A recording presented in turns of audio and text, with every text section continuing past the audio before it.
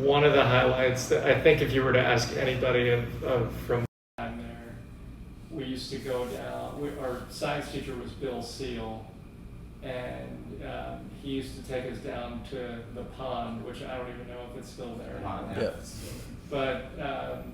But we would do all these like fun science experiments out there, and he would have all these great stories, and then in the springtime we'd go catch butterflies. And so I remember those kinds of things. But a lot of what I remember is just the people who I met.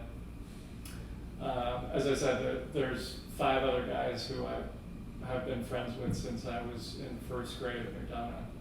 And, we've been through literally everything together in my entire life. So it's those friendships.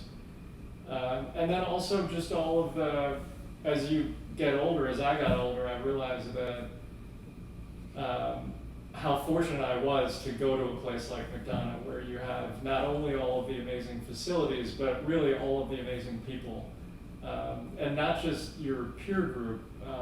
You guys will, remember each other forever, but the teachers and the administrators and the entire community that really cares about your success and pushes you and, may not always coddle you, but is always looking out for your best interest. And that I learned later. After you leave that environment, you realize that that's not how the real world often is. And it's a really special place to be in that kind of environment where it's a little bit of a cocoon where you're just supported and you can grow and thrive and indulge whatever interests you have. Yeah, that's been like a common theme we've heard from all the interviews thus far. The community is really, really strong, all the people. And I was wondering, have you gotten any instances where you've connected with McDonogh alums after graduating? And I know you said you had those 5 friends you were very close with, but even like professionally, have you been able to connect with McDonogh alums, or even personally too, how that helped you? It's happened at random times, but there were times when I was working on Wall Street where I remember meeting older alums, and then as I got older, I now meet younger alums. It just happened a couple months ago where I was on a Zoom with someone and they said they were from Baltimore, and I said I was from Baltimore, and then it turned out that they had gone to McDonogh, and it's just an instant sense of understanding, So it's been, I haven't necessarily gotten any direct job help or career help from McDonogh alums, but it is this huge network where anytime you need anything, you can always reach out, and there's always someone who is an expert on something, and you can always get help on whatever you need. I have a question. So as you sort of, after McDonogh and after college, you pursued new jobs, you changed categories, types of jobs. What was driving you to like a personal challenge? Like what was really driving you to like go get that internship, like go be better, like go learn more? Like what was that inside you?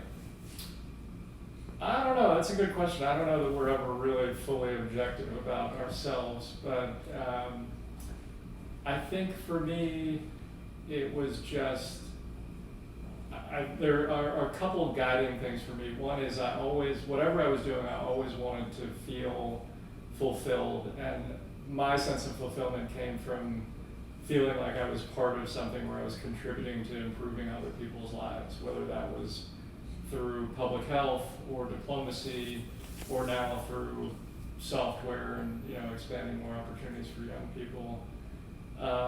That's what gives me personal fulfillment, and so that was always the underlying fire, was to put myself in positions where I could do more of that at a larger and larger scale. Because that's the one thing I realized early on. My parents are Indian, and I grew up going to India every summer. And so on the one hand, I had this amazing life at McDonogh that was super privileged and very comfortable. And then in the summers, I would go to India and see a totally different kind of living. A lot of poverty and just a lot of people who had a lot less. And so I realized how lucky I was, and I wanted to try to not just do good, but do the kind of good that can reach really large numbers of people, and not just doing things in sort of a reactive or a Band-Aid kind of way, but in a way that creates systemic change. So that's where the fire came from, was just wanting to realize, I think I realized early on that in order to make that change, you have to be in certain positions in government or in certain positions in business to be able to do those good things. And so that's what I always aspired to do. Not to say, I mean, I think you can do good, and the president always used to say, anyone can do good. Everyone has a unique combination of skills and talents and resources, whether it's time, doesn't have to be money. And so everyone can do good. You don't have to be a CEO or, you know, a head of state, but you can do a lot more good if you get to that level. One thing I wanted to ask about was the transition between McDonogh and Hopkins for you. Yeah. Like, how is that? Was that difficult, or do you think McDonogh prepared you well? Yeah, McDonogh prepared me super well. Academically, I'd say Hopkins was really hard. Less in terms of substance and the kind of work, because I think that McDonogh prepared me really, really well for. But what Hopkins was harder on was just the volume of work. You know, where at McDonogh you might read a book a week, at Hopkins you were reading 10 books a week. And so just learning how to make that adjustment while you're also in this new environment where you have total freedom and total control over your time, and you can basically do whatever you want. It's just a learning process to calibrate how much time you have to spend on which things in order to get things done. But yeah, McDonogh I think prepared me super well academically, and also in terms of that process of time management. I think as you get into high school at McDonogh, or at least when I was there was more opportunity as a student to figure out how to manage your time, and both during the school day, and I remember even like with projects in the evening or weekends, or you sometimes had a month to figure something out and turn something in, so you have to learn how to manage time. So yeah, in all of those ways, it prepared me really well. But as I said, there's an inevitable, it is a shift, and college is a lot more, depending on how much stress and pressure you put on yourself. But if you want to do well, then it is an adjustment. I mean, to continue with the idea of shifts, how was the shift from Hopkins to working on like Wall Street, like you said, and how was the workload there compared to Hopkins? It was different. I'd say in my entire life, I probably work the hardest now, but I really enjoy it, so it doesn't feel like work. That job at JP Morgan right out of college was, before my current job, the hardest I'd ever worked. It was probably 100 or 110 hours a week. And it was just grinding work. You know, you're at the bottom of the hierarchy. Nobody cares about your happiness, or, you know, you just exist as a function to produce whatever output they need. And I didn't enjoy it, and that's why I left. But it was really hard because it's sort of analogous to the shift from high school to college, but shifting from being in a school environment to moving to New York, where you have access to New York and there's restaurants and there's fun things to do on the weekend, and then you wake up and you have to go to the office every day, even on the weekends. And so it was a soul-crushing experience for me. But it was also a tremendous learning opportunity, because I learned how financial markets work, I learned how investment banks work, and I got to exist behind the curtain and learn that whole the process of finance, but I also got to learn about my own ability to get work done and at that pace and at that volume, which, you know, the harder you stretch yourself or the farther you stretch yourself, the more you realize you can do, and you stay up for 3 days in a row, and then you realize you can, you know, and it becomes easier the second or third time. So yeah, for me it was a tremendous learning opportunity, but I can't say it was a particularly happy time in my life. So we've heard that from a lot of people, like the first couple of years out of college working in like investment banking or something is kind of like the grind. Yeah. But would you say it's kind of like a necessary step in, I guess, the natural progression of someone's career who's interested in like, I guess for you it's different, but maybe like business or like, do you think that was an important first step for you? Yeah, I mean, and the truth is, I think regardless of what you do in life, there's going to be a time, usually in your early 20s, when that, if you want to succeed and you want to ascend into the higher ranks, whatever you do, even if you're playing baseball or you're a banker or you're an attorney or you're an engineer or you're a software developer, or, I mean, literally anything, you're probably going to work 100 hours a week if you care and if you want to be good at it. So I think a lot of it also comes from within. You know, you don't necessarily have to do that. You can move to Hawaii and surf, and that's an awesome life. But then that's the life that you choose, and it's just a different trajectory. So and that's fine too. I mean, there's a lot of happiness in that as well. But it just depends on what you derive satisfaction from.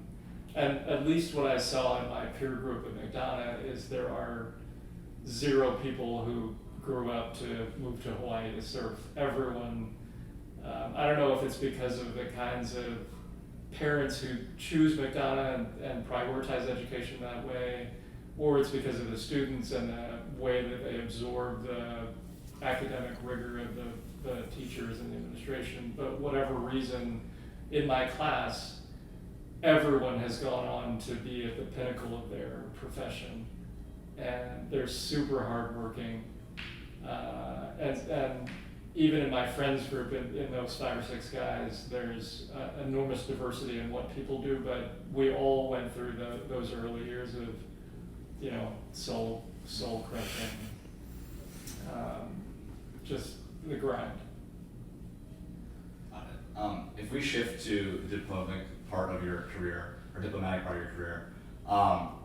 you were on the UN thing. What lessons or teachings did you learn from the intensity of the UN?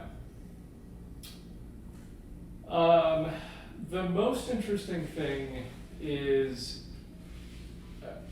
just the complexity of making decisions, and you realize it's one thing to read about world history and negotiating the end of a war, let's say, or even what's happening in Ukraine right now. But it's another thing to see it from within an organization like the UN, where you have 190 member states and everyone has an opinion and everyone has an equal right to be heard. And you just realize the complexity and the subtleties of orchestrating all of that.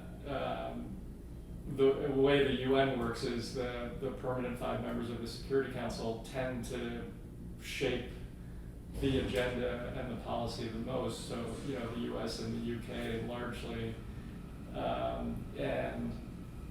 But you realize you can't just do things on your own. You can't just dictate to people. It's super collaborative. You have to be a better listener than a talker. And that's I think one of the big lessons that I learned. It's very humbling, because no matter how smart you are, as a young person, you see older people who are infinitely smarter than you, and then you see how humble they are when they're interacting with people who you know are wrong or may not have the right the right approach to things, and you just see the way that people are able to shape the outcome by, kind of identifying common ground and shared interests and what people want, what people don't want. That whole process of diplomacy, it's still fascinating to me. Maybe for, say, like a young person looking to get into maybe politics or even foreign policy, what's a piece of maybe advice you give for them starting out? I would say, there's a lot of things, but I'd say number one, try and experience the world as much as you can. And that can take a lot of different forms. Some people have the ability to travel, and if you have that ability, then I would indulge it and go see as many places as you can, and get your parents to pay for it. And that's the best way to figure out whether you are actually going to enjoy a career in diplomacy or anything involving global affairs or not. And really then also, if you do enjoy it, just immersing yourself in other cultures and learning what motivates other people, what other family dynamics exist, what other community dynamics exist, people's likes and dislikes, food and art and everything. I'd say that's one way of experiencing things. If you can't travel, then at a minimum, you can read every day about the world and just keep up with what's happening. And what I realized is, if you read the news on any given day, it's just a snapshot. It's looking at a photograph. But if you start to read the news every day, over the course of a month, you'll start to understand the arc of history and what's happening and why things are happening and what's motivating this group or that group, and who the leaders are. And if you keep doing that over a year or 2 years, then you really start to understand the flow of events and motivations, and then that's, I think, equally important to traveling as well. And then I would also say, other than keeping up with current events and other than traveling, understanding history, because that was one of the things I learned from President Clinton is, and from all of the great leaders of our world, is you're a lot better at navigating the challenges that you're facing today if you have an understanding of what previous challenges were and how they were navigated. And nothing is ever the same, but if you don't have the benefit of really understanding history, then it's a lot harder. And I hated history when I was a kid. Actually one of my favorite teachers, going back to your question about McDonogh, was Mr. McKibben, who I think passed away a few years ago. But anyway, he was an amazing history teacher. And I loved his class because, unlike every other history class that I'd taken, it was like he turned it into a story. It wasn't just like reading about people and events in kind of a anodyne way. He brought it all to life. And if you can do that with history, then it becomes like watching a movie or reading a book about people and adventure, and then it's a lot more interesting. But yeah, I'd say those are probably the three things. And the fourth thing is, even though I've been doing a lot of talking here, is being a good listener. I think it's an underrated skill, but talking less and listening more makes you better at understanding people. And you have to understand people if you're trying to be helpful in any way. I think your points are especially potent for us because we've been, traveling to New York. I've come to New York myself, but never like this, where we're actually like on the ground. We've just been listening to people like you talk and like traveling on the subway and watching people. Jake and I agree that we've never learned more in the last, or we never learned more than we have in the last like 2 days, just from like being here, the new culture, like talking to people, listening, and it's like taking in, you know, so much. Yeah, it's So, true. It's amazing. It's amazing. Yeah. It's a really cool city too. It's a great city, yeah. That it's actually, that is one of the things that I enjoyed most about my job with President Clinton was, well, you know, I got to meet every head of state, every Nobel Prize winner, every famous person that you could ever think of. And the most fun about that is not just the act of meeting them, but getting to sit down with them and ask them about their life in the way that you guys are asking me about mine. And just hearing their stories. And if you can keep doing that in whatever setting you're in after McDonogh, you learn so much. Like you said, you learn in 2 days more than you probably did at any other time. And if I got to do that for 13 years with the president, I still do that in my current job with Robert. I get to learn from him. I get to learn from all the amazing people around him. And all the people who were inspired by him in the world. And that's the greatest privilege of this work, other than being able to make a contribution, is just being able to soak it all in and ask questions and keep listening. From that process of, you know, meeting some of the world's or the country's like most successful people, what are some similarities you encounter with all those people, and potentially differences that made some of them better or worse in your view? I think one of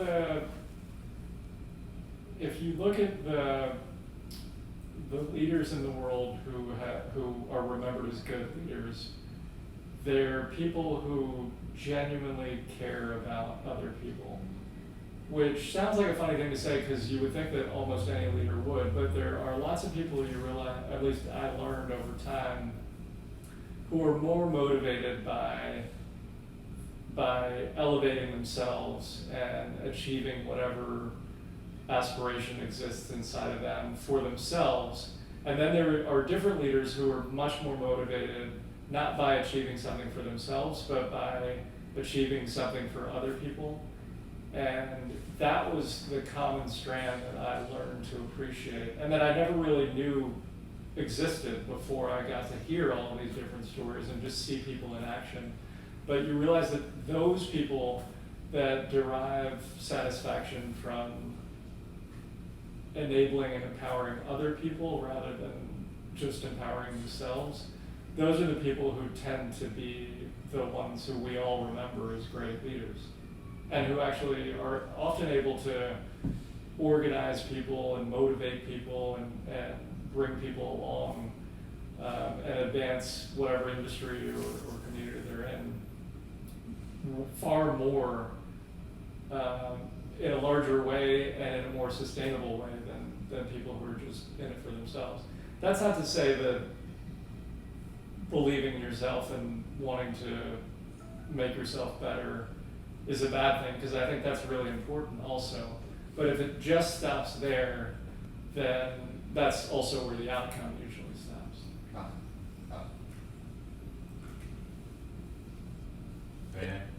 Should we go to final advice? Sure.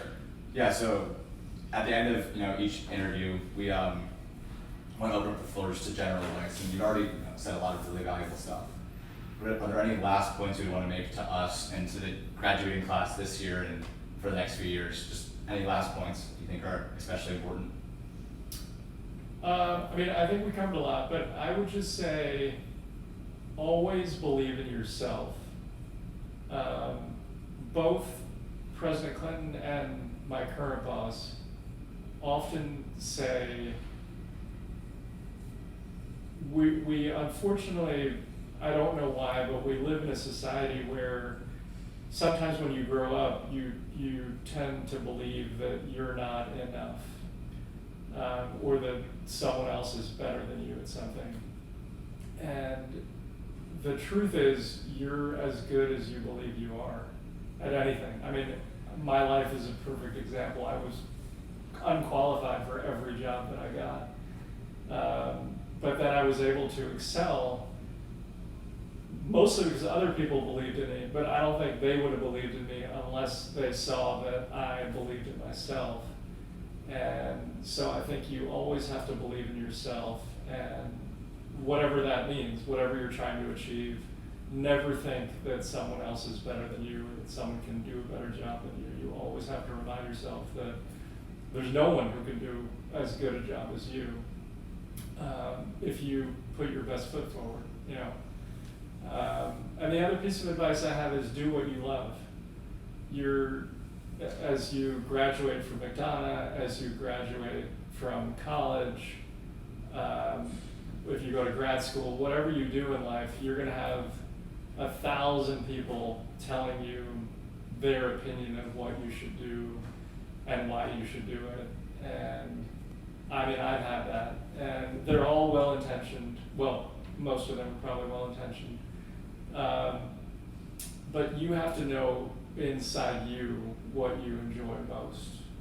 And then you just have to do that, whether it's, you know, surfing or foreign policy or whatever it is.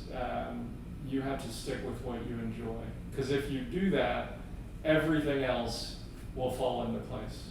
And you'll achieve success, whatever success means. But that's the most important thing, is achieving your definition of success.